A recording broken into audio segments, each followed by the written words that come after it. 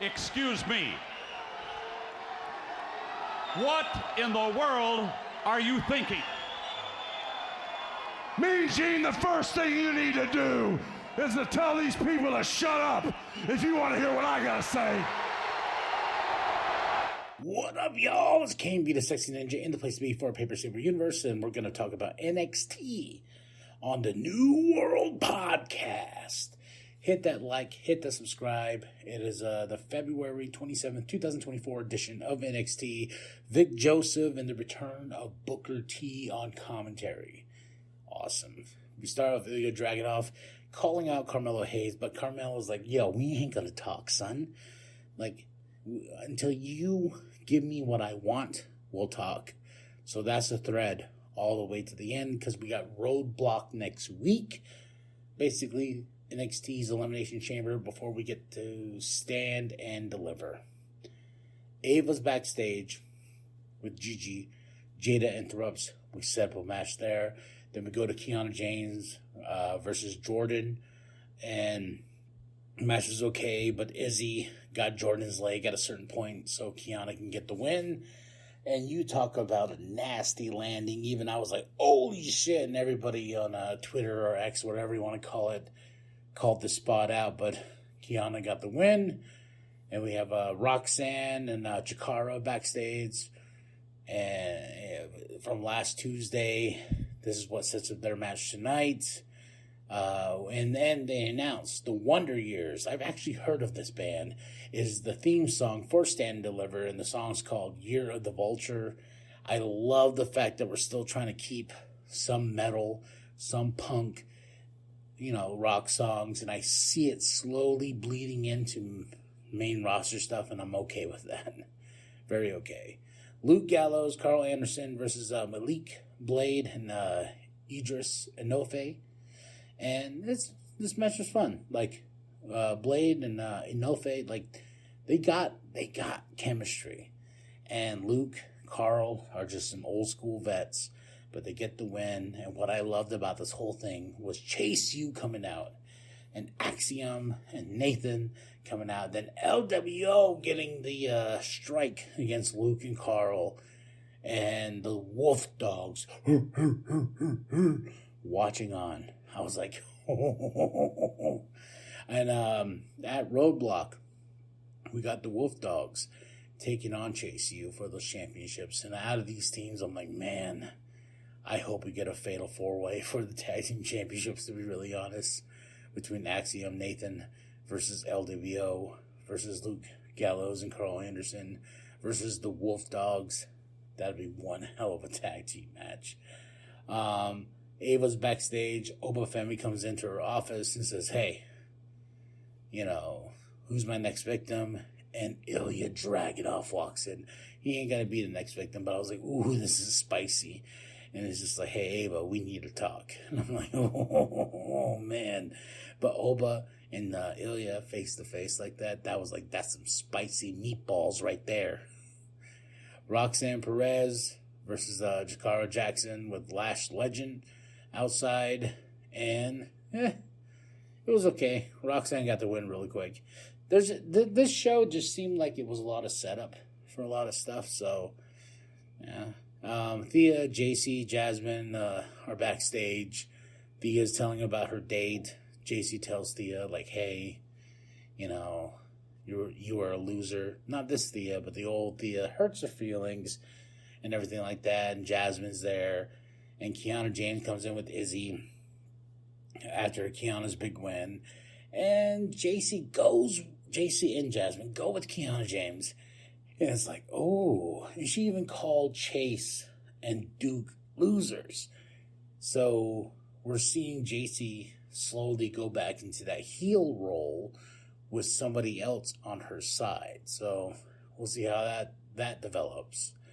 Wolf Dogs backstage, and I love this Baron Corbin and Braun Breaker relationship. It's so good. It's so good. And he's like, hey, I got a guy that can do your jacket for you, and Braun, and yeah. And fucking Corbin's like, no. No one's going to spray my jacket And he's like, hey, why don't you get her tan? You're so pale. And then here comes the Good Brothers. Such good stuff. And this is where we pretty much announce, like, hey, the Good Brothers tell Wolf Dogs, like, hey, get through Chase U, and we'll come after you next. But come on, whoever thought Braun Breaker and Baron Corbin would have some chemistry? It's fucking awesome. Dijak's next versus Luca Crucifino or whatever his name is, but the lawyer guy. That's all I've ever called him, the lawyer guy. Finally, he's got a name. Luca.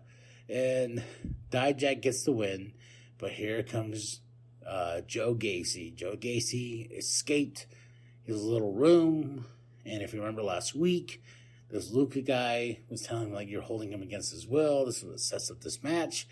But Joe gets out. He still has a straitjacket on, but he broke out of it.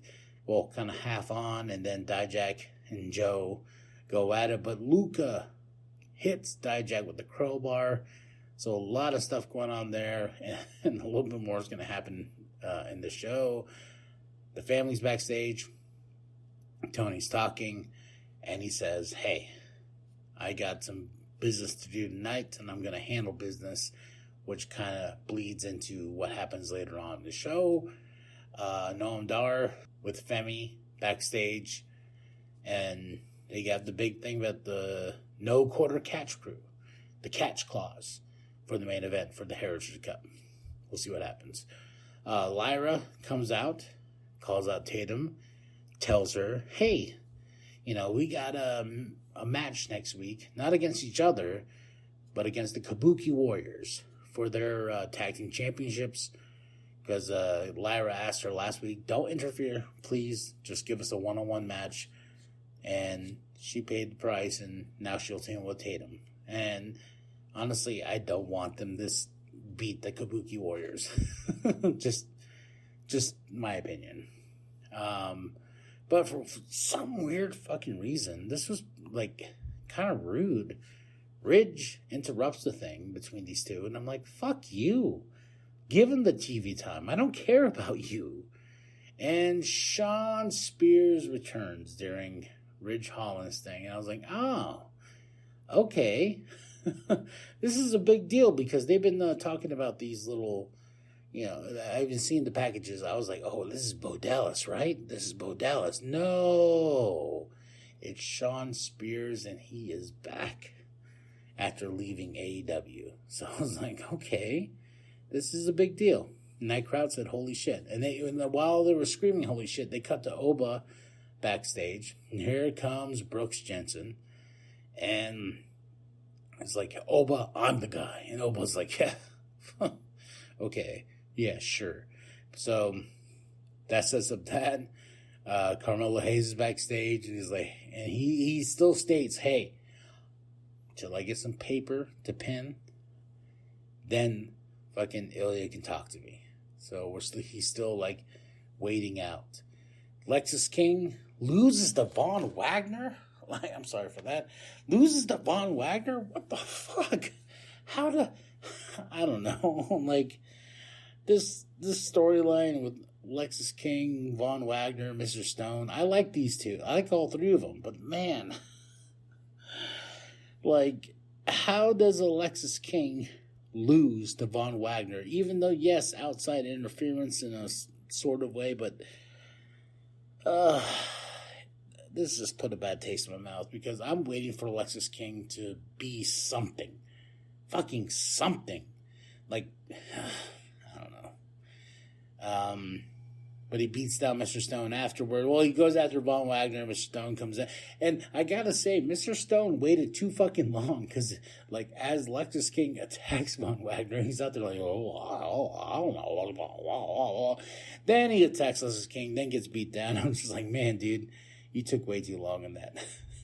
you took way too long. We get a Kabuki Warriors package. Lyra, Tatum, and Lyra's like, hey, this is some serious shit. We got to take these guys on. They've had these titles for a long time. Ariana Grace is backstage, opening her mouth, and everyone's like, ah. Dijak and Anna are screaming at each other because Dijak has had enough. Ava's had enough, but here comes Joe. He's the cameraman, and he attacks Dijak. And I just gotta say, I don't know why, but this Dijak and Joe Gacy shit is just fucking gold. I don't know. It is gold, in my opinion. Gigi Dolan versus Jada Parker. Ariana Grace comes out, tries to help, but causes Gigi to lose the match. So we'll see what happens there. No Quarter Cash Crew's ready for the main event. And we get our main event in the Heritage Cup, and everybody knows my feelings about the Heritage Cup. We get Shawn Spears backstage, and he's like, yeah, you know, the truth basically will set you free. Roxanne Perez goes out there. She doesn't want to be talked to. And now we get Noam Dar with Mensa versus Charlie Dempsey with his crew beside him. And we have a new Heritage Cup winner, and that is Charlie Dempsey. Everyone's cheering, you deserve it. And I'm just like, sure. I just don't. It's just one of those things with the Heritage Cup. Like, I'm like, yeah, you know when I cared is when NXT UK was around, because it meant something there. Now, this thing has become a joke. A joke of a title to even fucking own. My opinion. So, because I remember when this thing was introduced, I didn't do much of NXT UK, but man, the stuff I caught, especially with this cup, was gold.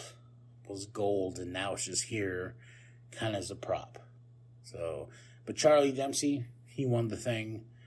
Congratulations. Ilya Dragunov is out there, Carmelo Hayes, and I did not see this coming. But Carmelo's like, all right, let's sign this contract. I'm going to get my championship. I'm going to go to Roadblock. I'm going to face Ilya, and I'm going to go to Stand and Deliver as champion. No. Tony comes out. And this was the most gangster shit I've ever saw, but he's like, hey, I'm the Don of NXT. I could do what I want. And he calls off Carmelo Hayes' fucking bodyguards. I was like, this is the most gangster shit ever. And then he's like, hey, me and Ava worked out something. You respect the Don. And I told, and he tells Ilya Dragunov, you want somebody that's going to earn a spot to face you. So next week, we got Tony versus Carmelo Hayes for a number one contendership. Who will face Ilya Dragunov at Stand and Deliver? And honestly, in all honesty, I am going for Tony. I think Tony becoming champion would be fucking awesome. And now I understand more now what's the next step. And because last week I was like, what is the next step? But yes, honestly, I don't know why I didn't think of it. Is Tony bringing the championship to the family? The main championship. So a lot of good stuff. Roadblock is next week. We got Dijak versus Joe Gacy in the Asylum match. A lot of stuff going on, but I gotta say, there's a little bit too much going on. I honestly give this NXT 3 out of 5. Match of the night? Man, that's kind of hard. Nothing really popped. Kiana and Jordan, I guess, because that spot was crazy. Blade and Inoue versus Gallows and Anderson. Some great spots. There were some good spots. There was some good storytelling, but the matches didn't really pop. We were really telling like where we're going forward to Roadblock and then where we're going to Stand and Deliver. So yeah, 3 out of 5 for this NXT February 27th, 2024. Vic Joseph and the good Booker T back on commentary. So yeah, tell me what you thought of the show. Drop those comments below. Hit that like, hit that subscribe. Show it your grandma. Show it the bum down at Walmart. I'm Kane B, the Sexy Ninja. Go to ProWrestlingTees.com/New World Podcast. Get yourself that sweet NWP logo created by Penta X. And remember that the New World Podcast is for life, brother.